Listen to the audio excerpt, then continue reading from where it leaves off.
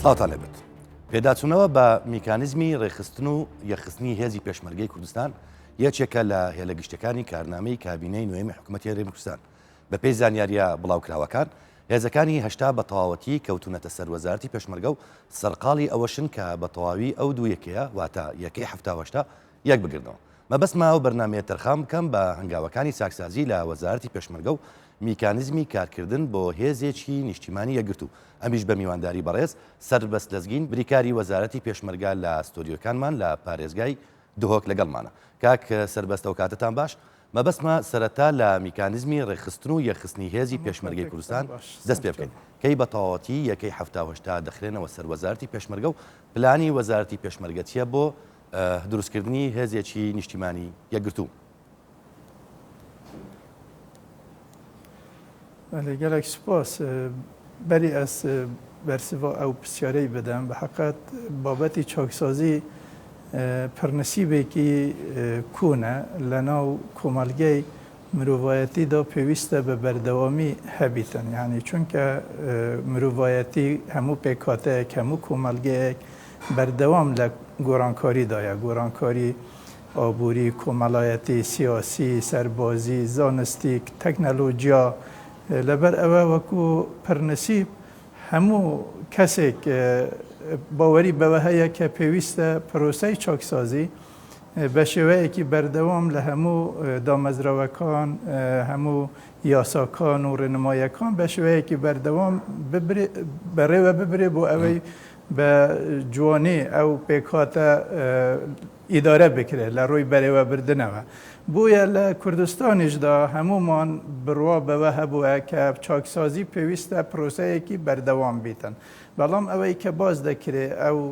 چاکسازیەی کە لە ناو وەزارەتی پێشمەرگە و لە ناو هێزەکانی پێشمەرگەدا دەکرێت بە حقیقەت بیرۆکەیەکە دەگەڕێتەوە تقریباً ئەتوانم بڵێم لە زیاتر لە وەختی شەڕی داعش دروست بوو لە 2015 جنابی سەرۆک بارزانی وەکو سەرۆکی هەرێم ئەو کاتە لەگەڵ هاوپەیمانان چەند شاندی هاوپەیمانان چەند کوبوونەوەیەک کردبوو. لەم کوبوونەوانە داگفتوگۆ لەسەر ئەوە کرابوو کە چوون چاکسازیەک گۆڕانکاریەکی باشتر لە هێزەکانی پێشمەرگە بکرێ بۆ ئەوەی لە ئایندەدا بەهێزتر و بتوانن باشتر ئەرکەکانیان جێبەجێ بکەن بۆ پاراستنی سەقامگیری ئەم ناوچەیە. لەو کاتەدا لەو کوبوونەوە نەدا جەنابی سەرۆک بارزانی بڕیار درابوو کە هێزەکانی هاوپەیمانان بە هەماهەنگی لەگەڵ وەزارەتی پێشمەرگە پرۆژەیەک ئامادە بکەن و کار لەسەر ئەم پرۆژەیە بکەن بۆ ئەوەی گۆڕانکاری و چاکسازی لە ناو هێزەکانی پێشمەرگە بە گشتیدا بکرێت کە لە کوێ پێویستە گۆڕانکاری بکرێت لە یاساکان، لە شێوازی ڕێکخستنەوە، لە ژمێریاری، لە ئیدارەدان، لە مەسائلی کارگیری، لە هەموو بابەتێکدا دیراسەیەکی بەرفراوان کرا و لە 2000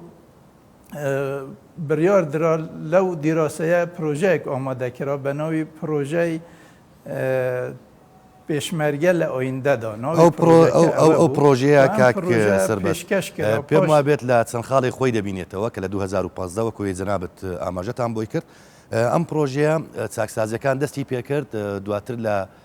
کابینەی نوێمی حکوومەتی هەرێمی کوردستان زیاتر ترکیز لەسەر چاکسازیەکان کرا. ئەم پرۆژەی 2015 تاوەکو ئێستا کە 6 ساڵی بەسەدا تێپەڕیە چەند خاڵ لەم خاڵانە چاکسازیان تێدا کرا و چەند خاڵماون و ئالنگاریەکان و کێشە و بربەستەکان چین کە سەرجەم خاڵەکان تاوەکو ئێستا جێبەجێ نەکراون کە لە پرۆژەکە هەیە بەبەستم. بەڵێ ئەم پرۆژە تەبیعی پەسەند کرا لە ئەنجومەنی وەزیران لە سەرۆکایەتی هەرێم لە لای جەنابی سەرۆک بارزانی پەسەند کرا بووە پرۆژەیەک و یەکەم هەنگاو بەڕێوەبەرەتیەکی چەکسازی دامەزرا لە وەزارەتی پێشمەرگە و چەندین ئەفسەری خاوەن وەکو بڵێن پیشە شارەزا لە بوارەکانی جیاجیەکاندا بوونە پێکهاتەی ئەو بەڕێوەبەرایەتیە و ئەو کات پرۆژەکە لە 36 خاڵدا کۆکرا بووتەوە. بەڵام بە حقیقەت پاش هاتنی کابینەی نوێم دروستبوونی کابینەی نوێم ئەتوانم بڵێم یعنی شتێکی تر هێزێکی تردا ئەم پرۆسە بە شێوەیەکی گشتی چونکە کابینەی نوێم خۆیان وەکو بڵێن چاکسازی وەکو دریشمێکیان بوو و لە کارنامەی حکوومەتی هەرێمی کوردستاندا لە کابینەی نوێم باسی چاکسازی بە فراوانی کرابوو. لە یاساکەشدا کە لە 2020 یاسای 2020 دەرچوو زۆرێک لەو بەش و برگانەی لە یاسای 2 ژمارە 20دا پەیوەست بوون بە وەزارەتی پێشمەرگە و یەکخستن و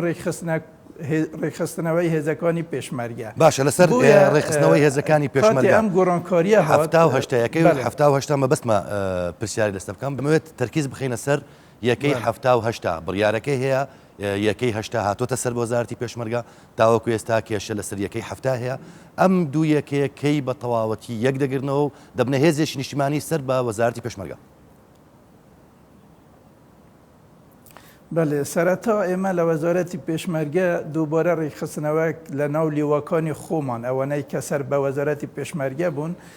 سیستەمێکی نوێمان بۆ دانا لە سیستەمی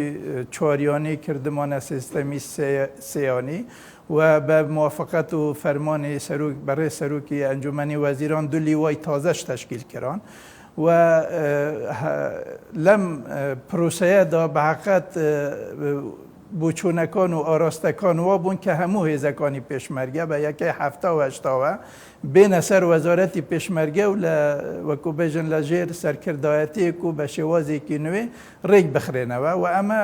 پرۆسەیەکە کار لەسەر دەکرێت. طبیعی ئەو هەنگاوانەی کە ئێستا بە کردەوەیی دروست بووینە بێژگە لەوەی پێکهاتەی وەزارەتی پێشمەرگە لە هێزەکانی هەشتا فەرماندەی پشتیوانی یەک بە هەموو سەربازگەکانیانەوە بە هەموو ئەفسەر و پلەدار و پێشمەرگەکانیانەوە بە هەموو ئالیەت و چەکی قورس و کەلوپەلەکانیانەوە گۆستراونەتەوە سەر وەزارەتی پێشمەرگە بە شێوەیەکی فەرمی و ئێستا لە وەزارەتی پێشمەرگە ئەوان موچە و شتی خۆیان وەردەگیرن و بە شێوەیەکی فەرمی ئێستا بەشێکن لە هێزەکانی کە سەر بە وەزارەتی پێشمەرگەنە و پاشان لەم دوایەدا پشتیوانی یەکیش نامەیەکیان ناردووە بۆ وەزارەتی پێشمەرگە ئەوانیش لە لای خۆیانەوە بڕیاریان داوە کە ئەو هێزەکانی پشتیوانی یەکیش بگوێزرێتەوە سەر وەزارەتی پێشمەرگە و ئەو نووسراوە بەرز کراوەتەوە بۆ ئەنجومەنی وەزیران و ئێستا کار لەسەر دەکرێت بەڵام لەم پرۆسەیەدا پێویست بەوە دەکاتن کە هەردوو پشتیوانی بە شێوازێکی نوێ و بە سیستەمێکی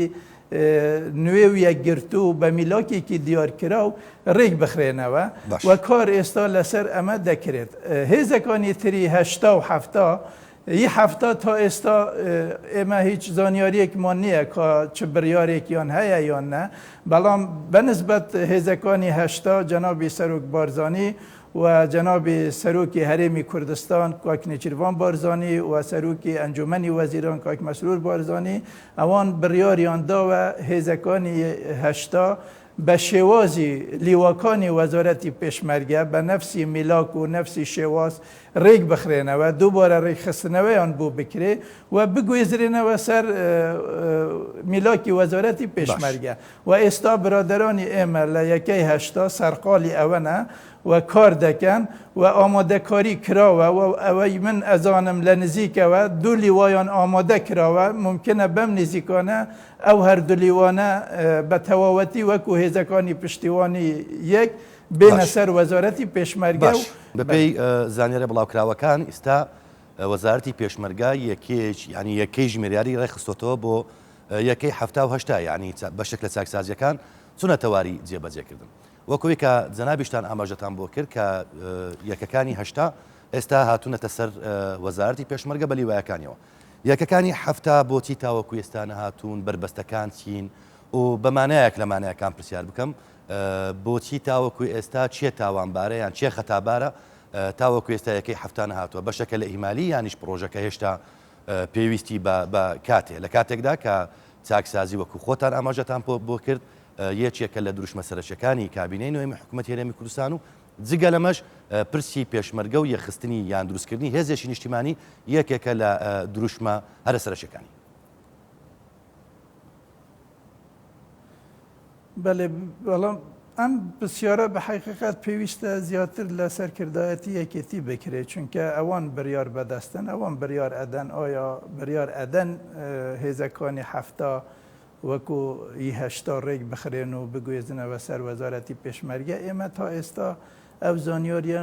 لە لامان نییە و ئۆگامان لێ نییە کە ئەو بڕیارە درابیتن بەڵام ممکنە ئەوانیش دیراسەتی وەزعەکە بکەن چونکە کە بڕیاری پشتیوانی یەک داو هاتە سەر وەزارەتی پێشمەرگە لە لایەن فەرماندەی یەکای هەشتاوە پاشان بە چەند تقریبان بە 2 مانگێک 3 مانگێک اینجا ئەوان بڕیاریاندا یەکەی پشتیوانی یەکیش بگوێزرنەوە وا چاوەڕێ ئەەکەم یعنی ڕەنگە لە ئۆیندەدا یعنی ئەو بڕیارە بدەم بەڵام ئەمە زیاتر بە حقت پەیوەستە بە لایەنی سیاسی و قیادەی سیاسی و یەکێتی نیشتیمانی کوردستان لەگەل یەکەی هەفتای هێزەکانی فەرماندە یەکەی هەفتا لەبەر ئەوە تا ئێستا وەزعەکە بەو شێوازەیە بەڵام هەمومان لەو قەناعەتە داینە پێویستی ئەمڕۆی کوردستان بە هێزێکی یەکگرتو پرۆفیشینال باوەڕپێکرا وەکو بڵێن مەشق پێدرا و بە چەکدارکردنێکی باش بە تەکنۆلۆژیای ئەم سەردەمە پێویستە ئێمە لە هەرێمی کوردستان هێزێکی توکمەمان هەبیت بۆ ئەوەی بتوانین بەرینگاریە مەترسیەکان ببینەوە و بتوانین دەستکەوتەکانی هەرێمی کوردستان لەم پارچەی کوردستان بپارێزین. باشە کاک سەربەست هاوکارانم ئەگەر هاریکارمان بن لە خستنە ڕووی ئەو داتایانە بەپێی ئەو داتیانێک کە بڵاو بوونەوە ڕێخستنەوەی لیستی پێشمەرگەی کەم ئەندام وەک یەکێک لە چاکسازیەکان تاوەکو یەکی 5 ئەم ژمارانن بە ژمارە 9578 پێشمەرگەی کە ئەندام لەلایەن لێژنەی باڵای پزیشکیەوە بینراوە 4664 کەم ئەندام ڕێژەی پێویستیان هێناوە وەکو بڕیاری لێژنەی باڵای پزیشکی هەروەها 3384 ڕێژەی پێویستیان نەهێناوە وەک بڕیاری لێژنەی باڵای پزیشکی هەروەها 1539 لە ئەرگدان کەم ئەندامی کۆنین لە خزمەتدان و کێشەیان نییە. تەمان بێگومان پاش ئەوەی کە لێژنەی باڵای پزیشکی بینراون ئەم چاکسازیانە تاوەکو یەکی پێنجن ئەمەوێت لەسەر ڕێخستنەوەی لیستی پێشمەرگەی کەم ئەندام کۆمنتی جەناب بزانم. بەێ ئەم پرۆسەیە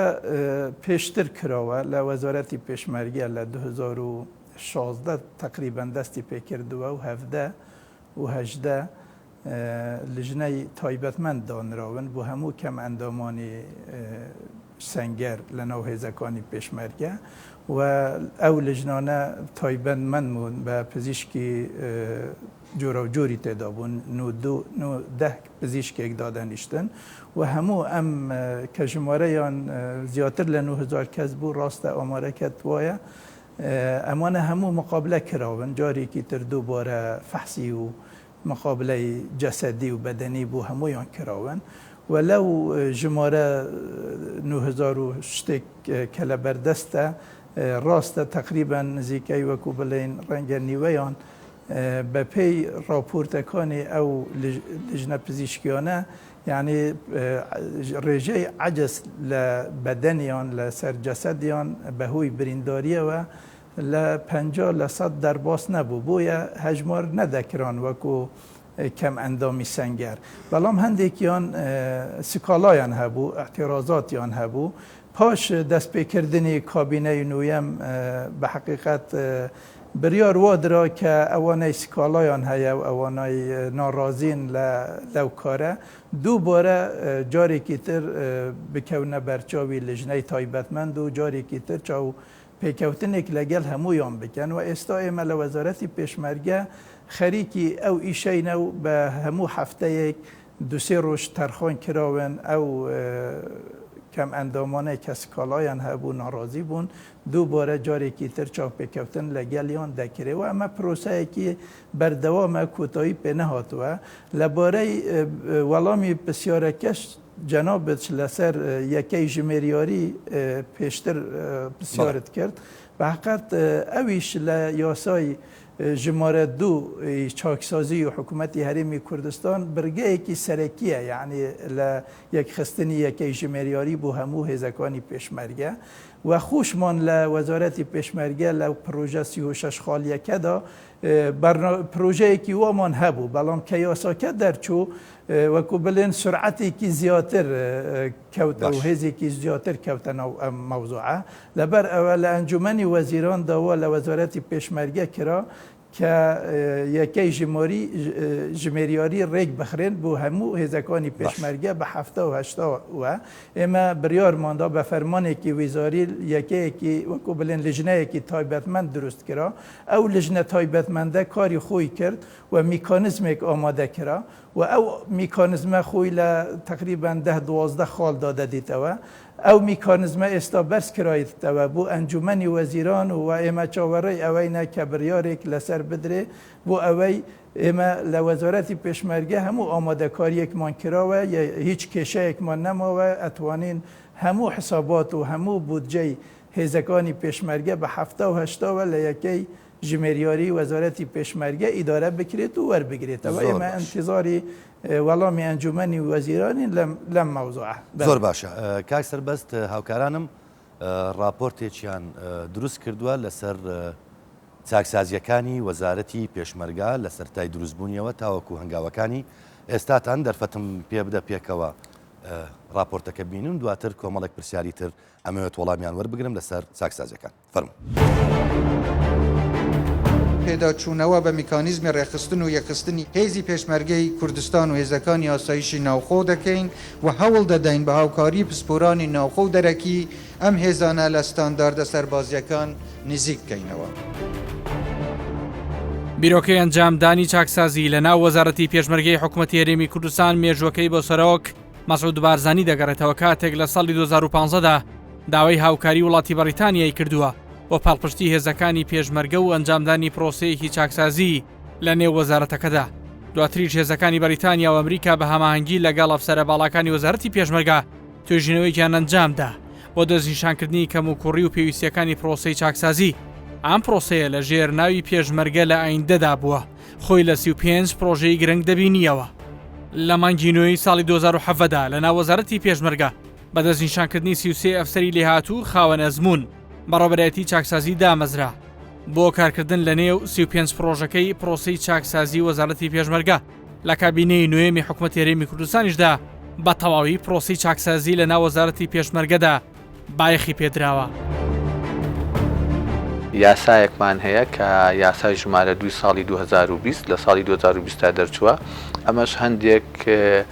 فەقەرەی هەندێک بڕگەی پەیوەندی بە پێشمەرگەوە هەیە. یەکێک لەوانە ڕێخستنەوەی پاسەوانەکانە، ڕێخستنەوەی با بڵین فایلی نەقلکردنی فایلی شەیدان و کەم ئەندام و خانە نشینانە بۆ وەزارەتی شەیدان و بۆ وەزارەتی دارایی ئەمانە ئیشیان لەسەر کراوە. کۆمەڵێک ئیجراعاتی کەش کراوە کە شتێکی معنەویە بۆ هێزی پێشمەرگەی کوردستان و پاڵپشتی یەخستنەوەی هێزی پێشمەرگەی کوردستانە. پرۆژە سەرەکیەکانی دەستپێکردنی پرۆسەی چاکسازی لە ناو وەزارەتی پێشمەرگە بریتی بوون لە 1. پرۆژەی استراتیژی بەرگری وەزارەتی پێشمەرگە، 2. بیرۆکەی کارنامەی هێزەکانی پێشمەرگە، 3. هەماهەنگی وەزارەتی پێشمەرگە لەگەڵ وەزارەتی بەرگری عێراق، 4. یاسا و ڕێنماییەکانی وەزارەتی پێشمەرگە، 5. پرۆژەی بە ئەلیکترۆنیکردنی موچەی وەزارەتی پێشمەرگە. چاکسازی پرۆژەکان لای ئێمە بەڕێوە برێتن بەرزەکرێت بۆ وەزارەتی پێشمەرگە.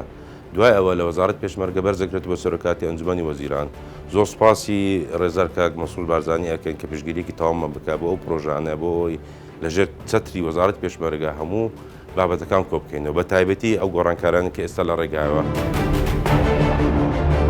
پلانی 26 پرۆژەی پرۆسەی چاکسازی وەزارەتی پێشمەرگە چەندین پرۆژەی پەیوەست بە یەخستنی هێزەکانی 78 لە خۆ گرتووە. هەندێکیان ڕاستەوخۆ پەیوەندیدارە و هەندێکی دیکەیان ناڕاستەوخۆ پەیوەندیدارە واک پرۆژەی یەخستنی هێزەکانی 78 لە ژێر چەتری وەزارەتی پێشمەرگە بەڕێوەبەرایەتی چاکسازی لە ناو وەزارەتی پێشمەرگە لە ڕێگەی تیمی پرۆژەکانیەوە لە ئێستادا بە پاڵپشتی ڕاوێژکارانی سەربازی وڵاتانی ئەمریکا، بەریتانیا، ئەڵمانیا و هۆڵەندا سەرقاڵیان پرۆژانەیە. لەوانە پرۆژەی ئەفسەرانی پۆل، کارنامەی هێزی پێشمەرگە، پرۆژەی ئیدارە و دامەزراندن تەجنید، یەکەی ژمێریاری بۆ یەخستنی یەکە ژمێریاریەکانی هێزەکانی 78 لەگەڵ وەزارەتی پێشمەرگە، یەک پۆشیکردنی هێزەکانی پێشمەرگە، ڕێخستنەوەی ناوخۆی وەزارەتی پێشمەرگە، پرۆژەی جێندەر، لێکدانی تواناکانی چاک، پرۆژەی استراتیژی لۆجستی هێزەکان. حەز دەکەم ئاماژە بە هەوڵەکانی حکوومەتی هەرێمی کوردستان کابینەی نوێن بە سەرۆکایەتی ڕێزدار کاک مەسعود بارزانی کە ئەوانیش هەوڵی گرنگیان داوە بە گرنگترین شت کە یاسای چاکسازی دەرچوو لە پەرلەمانی کوردستان دەنجی پێدرا و ئێمە لە سەرۆکایەتی هەرێمی کوردستانیش بە سەرپەرشتی ڕێزدار جەنابی سەرۆکی هەرێم کاک نێچیروان لیژنەیەکی بالا دروست بووە بۆ یەخستنەوە و ڕێخستنەوە و چاکسازی لە هێزەکانی پێشمەرگە تا ئێستا سێ کۆبنەوەی بالا ئەنجام درراوە بە سەرپەرشتی جەنابیان. وەزارەتی پێشمەرگە لە ساڵی دووەمی کابینی نوێمی حکومەتی هەرێمی کوردستان و بە هەماهەنگی لەگەڵ سەرۆکایەتی هەرێمی کوردستان بۆ بەهێزکردنی سیستەمی بەرگری بەردەوامە لە کارەکانی بۆ پاراستنی ئاشتی و ئاسایشی هەرێم. لەوانە یەک فەرماندەیی پشتیوانی یەکی سەر بەهێزەکانی هێشتا بە تەواوی کەوتۆتە سەر وەزارەتی پێشمەرگە. دوو نووسراوی فەرمی فەرماندەیی پشتیوانی دوی سەربەیەکەکانی هەفتە هاتوتە وەزارەتی پێشمەرگە و کاری لەسەر دەکرێت تاوەکو بە هەمان شێوە ئەوانیش بێنە سەر وەزارەتی پێشمەرگە. سێ نەخۆشخانەی پێشمەرگە لە هەولێر دەستی بەکارەکانی کردووە و ڕۆژانە پشکنین و چارەسەری پێویست بۆ پێشمەرگە ئەنجام دەدات. سپاس بۆ هاوکارانم بۆ دروستکردنی ئەو راپۆرتە. کاک سەربەست ئەگەر کاتی پرۆگرامەکەم ڕوو لە تەواوبوون بێت چەند بروسکە پرسیارێک گرینگە وەڵامەکانیان وەربگرم. یەکێک لەوانە لە میانەی چاکسازی بڕینی یان ڕێگرتن بوو لە بە حزبیکردنی هێزەکانی پێشمەرگە یەکەچ لەوانە ڕێگری بوو لە ئابوونەی مانگانی حزبی. ئەمەوێت کۆمنتێتی و لەسەر ئەمە بزانم. بەڵێ ئەمە لە وەزارەتی پێشمەرگە ئێستا هیچ بوونێکی نەماوە هیچ شتێکی وە نەمەوە لە ناو هێزەکانی پێشمەرگەدا کە کوبوونەوەی حزبی ئەنجام بدرێ یان ئەوبوونەی حزبی وەربگرێ. ئێمە بە ئامانجا ئیژ دەکەین کە هێزی پێشمەرگە هێزێکی یاسایی سەر بە حکوومەتی هەرێمی کوردستان بیتن و هێزێکی پرۆفیشینال بیتن مەشقپێکراو بیتن لە ئاستی ئەم گۆڕانکاریانیەی کە لەسەر ژیانی مرۆڤایەتی دادێت لەم سەردەمە گۆ بە تایبەتی لە ئاستی چەکی پێشکەوتو لە تەکنەلۆژیای سەربازی لە زانستی سەربازی ئێمە ئاماجمان ئەوەیە کە لەو ئاستەدا بین و هێزی پێشمەرگە پێش بکەوێت لە هەرێمی کوردستان و خۆی پێشمەرگە لە ئەسڵدا هێزێکی نیشتیمانیە بۆ نیشتیمانی کوردستان دروست بووە و بۆ پارێزگاری لە هەرێمی کوردستان و لە دەستکەوتەکانی هەرێمی کوردستان و لە مانەوەی نەتەوەی کورد هەر لە کوندا هەر ئامانجە سەرەکی دروستبوونی پێشمەرگە هەر بۆ ئەوە دروست بووە. زۆر باشە. دوا پرسیارم لەسەر ڕێخستنی پاسەوانی بەرپرسانە. یعنی ئەم پرسا کە پرسێکە کۆبنەوەی پەرلەمانی لەسەرکرا و بەشێکە لە ئەجێندایی چاکسازەکانی حکوومەت و وەزارەتەکانی پێشمەرگە و ناوخۆ و تەنانەت شوێنەکانی تریش. ڕێخستنەوەی پاسەوانی کەی ئەمە بە کۆتا دێت کەی ئەم یاسایە تەواو دەچێتە واری جێبەجێکردن چیدی پاسەوانان ئەوانەی کە بۆیان دانراوە کاری باغەوانی و یا کاری ماڵانی بەرپرسە ڕێپێدراوەکانی پاسەوانان ناکەن. بەێ زۆر سپاس پێش وەڵامی ئەم پرسیارە بدەمەوە حقات ڕاستیەکەیە پێویستە بگوترێتن یعنی هەموو پرۆسەیەکی چاکسازی پێویستی بە کات و بە ئیمکانیات و بە میزانیە و بە پارەیەکی زۆر هەیە بە تایبەتی لە ناو سەربازیدا هێزەکانی سەربازی و هێزی پێشمەرگەدا بۆیە ئەو دۆخەی کە هەرێمی کوردستان تێکەوتووە و بە تایبەتی پاش هاتنی کابینەی نوێم و پەتای کۆرۆنا و ئەو قەیران و وەزعە دۆخی ئابووری دژوار و سەختەی کە بەسەر کوردستان داهات و هات ئەوە تەسیری و کاریگەریەکی ڕاستەوخۆ لەسەر بەڕێوەچوونی ئەم پرۆسەیە کرد. یعنی دەمەوێ ڕاستیەک بدرکێنم لێرە کە ئێمە لە شەڕی داعش تەواو بووین لە 2017 بە تایبەتی کە 16 ئۆکتۆبەریش ڕوویدا وەزارەتی پێشمەرگە نزیکەی 70-80 ملیۆن دلار قەرزدار بوون و شایستە داراییەکان خەلکانێک لە ناو وەزارەتی پێشمەرگە وەکو پابندیەک بۆ حکوومەتی هەرێمی کوردستان پێویست بوو پابند بێت پێیان ئەمە لە دۆخێکی زۆر ئاڵۆز و زۆر سەختدا بووین بە حەقیقەت بەڵام خۆشبەختانە یعنی کابینەی نوێم کە دروست بوو دەست بە کارەکانی کرد و ئەم پرۆسەیەش بە هەموو بوارەکاندا گرنگی و بایەخی پێدرا یەکێک لەو بوارانەشدا ئەم بوارە بوو یعنی وەکو بڵێن لە ڕووی ئیمکانیاتەوە بەرنامەی تازە دانراون لە ڕووی وەکو بڵێن داراییەوە پلانی تازەمان دانراون بۆ ئەوەی ئەو شایستە دارایانەی کە لەسەر وەزارەتی پێشمەرگە هەیە و ئەو هەموو قەرز و پابندیانەی حکوومەت بەرامبەر هەندێک کۆمپانیا و بەرامبەر خێزانەکانی شەهیدان و بەرامبەری پێشمەرگە هێدی قۆناغ بە قۆناغ وەکو بڵێن چارەسەری ئەم کێشانە بکەن ئەمە حقیقەتێک بۆ وەزعێک بوو لەناو وەزارەتی پێشمەرگە هەبوو پێویستە بەرچاو سەبارەت بە پاسەوانەکان لە بەرەوەی کاتم نەماوە سەبارەت بە پاسەوەکان ئەمەوێت وەڵام دەستکەوێت بەڵێ ئەوە لژنەیەکی تایبەتمەند دروست کراوە بۆ ئەم بابەتە و یەکێکە لە خاڵەکانی چاکسازی لە یاسای ژمارە 2 حکوومەتی هەرێمی کوردستانیش داهاتوە و ئێمە ئێستا تهدیدێکمان سنووردار کردیە بۆ هەموو پلەدارێک لە فەریق و لیوە و تا دەگاتە عەمید و عەقید ئەوانە حەقێکیان هەبیتن هەندێک پاسەوانی تایبەتیان هەبیتن ئەگەر حتا خانە نشینیش بوون حەقێکی دیاریان هەبیتن ئەمما ئەو شێوازی تر و ئەو ڕەنگی تری بژین بەرفراوان کە لە هەندێک شوێنیان لە هەندێک ناو هێزەکانی پێشمەرگەدا هەیە ئەمە نامینیتن و ئەم پاسەوانانەش کە دەستنیشان دەکرێ وەکو بڵێن لە ڕووی یاساییەوە مافێک کە بۆ ئەم فەرماندارە سەربازیانە کە کاتی خانەنشین دەبن بێگومان دەگوێزرێنەوە لە وەزارەتی پێشمەرگە دەگوێزرێنەوە سەر یەکەی پاسەوانی و ئێستا وەزارەتی ناوخۆش خەریکی یەکخستنی ئەم یەکەی پاسەوانیە بۆ ئەوەی شێوازێکی نوێ و کۆنتترۆلێکی باش لەسەر ئەم بابەتە بکرێ و بە حقیقەت ئەمە بابەتێکی گرنگە چونکە ڕێک نەخراوە نیمچە بێژین ئازادیەک نیمچە بەرەڵایەک تێدا هەیە پێویستە ئەمەش دەبیتە مایەی ئەوە کە هێزەکان کاریگەری خراپ لەسەر هێزەکان دروست بکاتن لەبەر ئەوە بابەتێکی زۆر گرنگە بەلامانەوە و ئێمە کار دەکەین لەسەر ئەوەی کە وەکو بڵێن هەموو پاسەوانە تایبەتیەکان ڕێک بخرێن بە پێی یاسا و ڕێنمانیەکانی کە ئێستا دەرچووینە زۆر باشە بەوی هیوام کە لە ئەڵلقەی داهاتووی پرۆگرامی هەنگاوی نوێم لەسەر پەیوەندیتان لەگەڵ وەزارەتی بەرگری عراقی